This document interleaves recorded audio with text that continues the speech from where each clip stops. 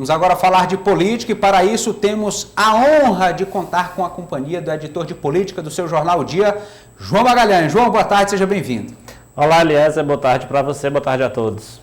Olha, João, nós já tratamos inclusive desse ponto hoje, mas vamos aqui aprofundar. A crise que envolve cortes nos salários dos profissionais de saúde da capital esteve no centro dos debates hoje na Câmara Municipal de Teresina. Sindicalistas cobram a autonomia financeira da FMS.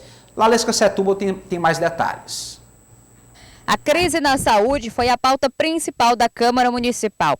Os profissionais não descartam a greve no fim desta semana, se os salários não forem regularizados. Nós já temos uma paralisação para sexta-feira e outras categorias profissionais já vão fazer as suas assembleias também para paralisá-lo juntamente conosco na sexta-feira.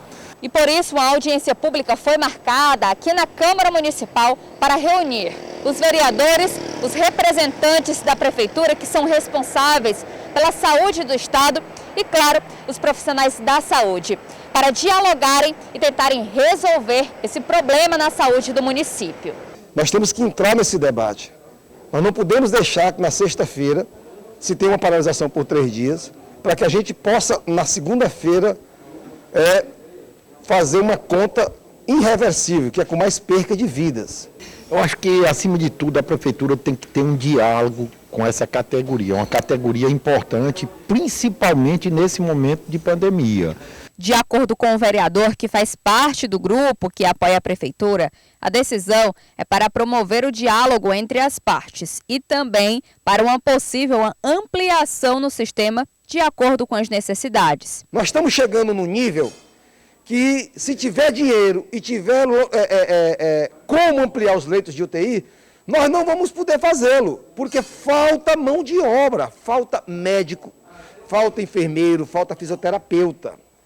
Então está se chegando a um nível alarmante e crescente de gente precisando de UTI, que ainda que o Estado, o município tenha recurso, nós não vamos ter como ter profissional para trabalhar. Mas o vereador Edson Melo, da oposição, discorda e afirma que existem profissionais para compor um quadro caso aumentem leitos de UTIs. Ainda na gestão anterior foi feito um amplo teste seletivo para diversas categorias profissionais da área da saúde.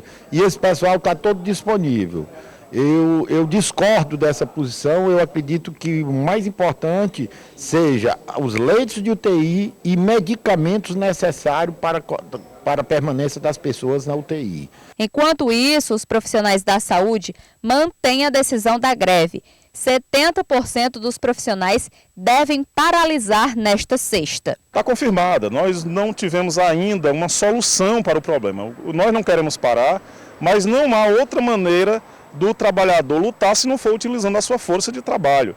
Então é isso que a gente quer, uma solução sempre primando pelo diálogo. Nós estamos abertos aqui para conversar com o prefeito e com o presidente da Fundação, Gilberto Albuquerque.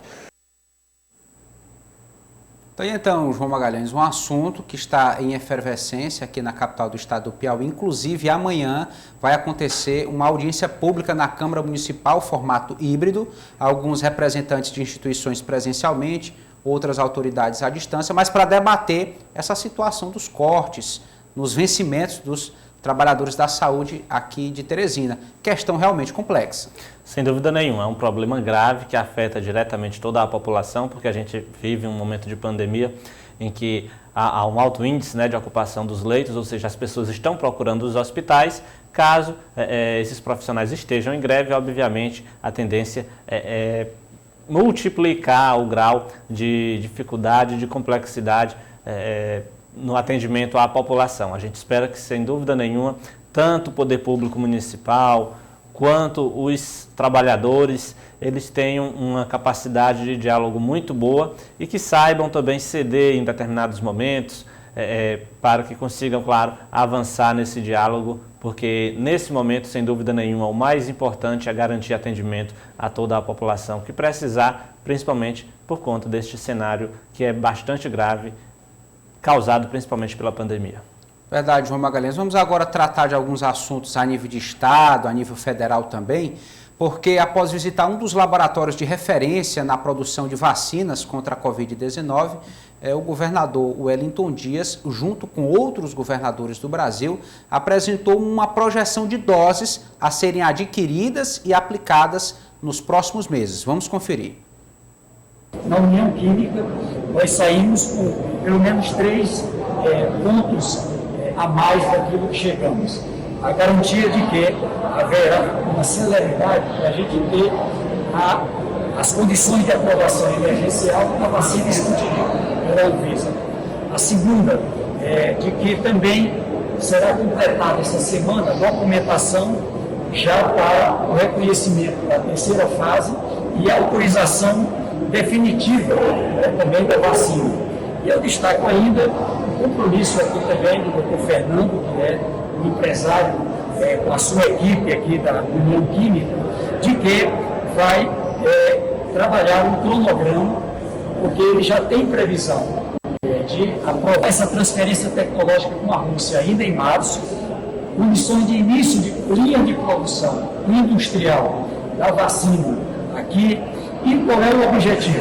Garantir início em abril, em condições de 30 dias depois, já ter 8 milhões de doses a cada mês, e com isso a gente ampliar a capacidade de vacinação. E nós, os estados, aqui teve a presença também do Ministério da Saúde, já manifestamos toda a vacina produzida aqui, nós vamos comprar para o Programa Nacional de Imunização, e com isso vacinar o Piauí, o Amapá e o Brasil. É isso aí. Bom, João Magalhães, pelo menos essa é a intenção do governador Wellington Dias, que os estados e municípios tenham mais autonomia para comprar caso o Ministério da Saúde não corresponda aí nesse processo de vacinação. Mas ontem aconteceu esse veto do presidente Bolsonaro impedindo que os estados e municípios comprem diretamente as vacinas. Isso mesmo, é claro que veto podem ser derrubados lá pelo parlamento, que sem dúvida nenhuma vai analisar isso nos próximos dias. Agora é bom lembrar que o veto do presidente Jair Bolsonaro, no veto ele alega, primeiro, que os estados estariam, vamos dizer assim, tomando algo que é de competência da União.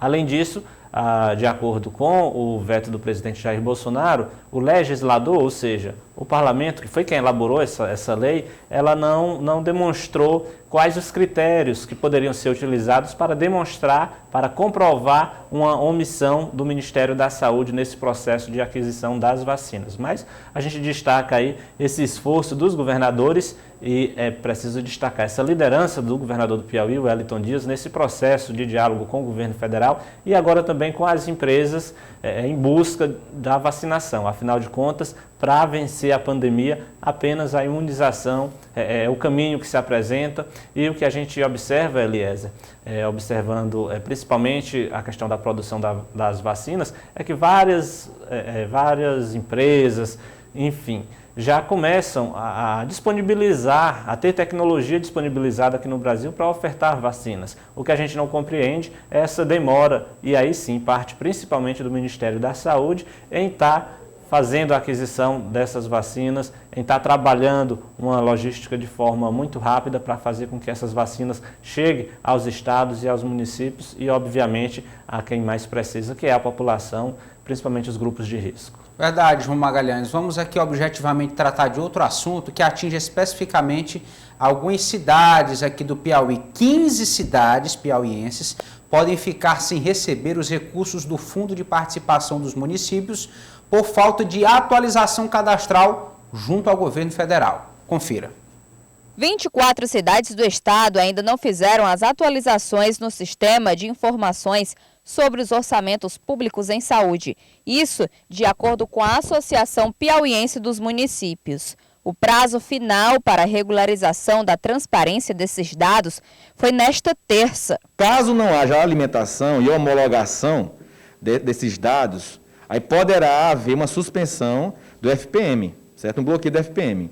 Mas mesmo não havendo alimentação, as prefeituras podem a qualquer momento fazer alimentação e caso haja um desbloqueio, depois de confirmado, de homologado, ser desbloqueado. Esse fundo é a maior receita de um município, que compõe os maiores gastos, como saúde, segurança e educação. Tudo a saúde está no CIOPS, certo? os gastos com a saúde, recursos da saúde, tudo é alimentado desse sistema. Ele vai ficar impedido de receber a sua receita. No caso do FPM, é a principal receita de um município. Então, fica suspenso enquanto ele não regularizar essa situação.